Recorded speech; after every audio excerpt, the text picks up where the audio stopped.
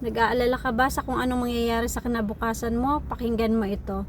From Jeremiah 29 verse 11, For I know the plans I have for you, declares the Lord.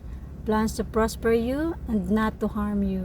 Plans to give you hope and the future. Ang bersikulong ito ay sinabi ng Diyos sa mga Israelita nung sila ay nasa ilalim ng pagkabihag sa Babylon. Sila ay nasa mahirap na sitwasyon, malayo sa sarili nilang bayan, at tila walang kasiguraduhan ang bukas. Pero sa gitna ng kanilang kalungkutan, nagpadala si Lord ng paalala. Alam ko ang mga plano ko para sa inyo. Minsan kapag hindi nangyayari ang mga plano natin sa buhay, madali tayong makaramdam ng takot. Iniisip natin kung may mararating ba ang sakripisyo natin. Pero heto ang comforting truth ngayong araw. Hindi mo man alam ang detalye ng bukas, alam ito ng Diyos. At ang sabi niya, ang plano niya ay hindi para saktan ka o ibagsak, kundi para sa iyong kabubuti. Para bigyan ka ng pag-asa at isang magandang kinabukasan.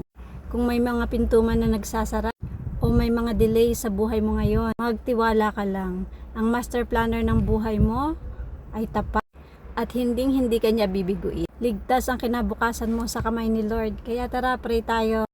Panginoon, ipinauubaya ko po sa iyo ang aking bukas. Patawarin mo po ako sa aking mga pag-aalala at takot sa kinabukasan.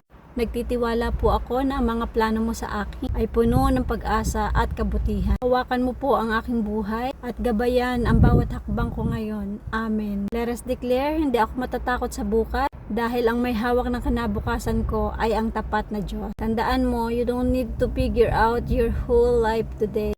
Just trust the one who already have your future beautifully planned out.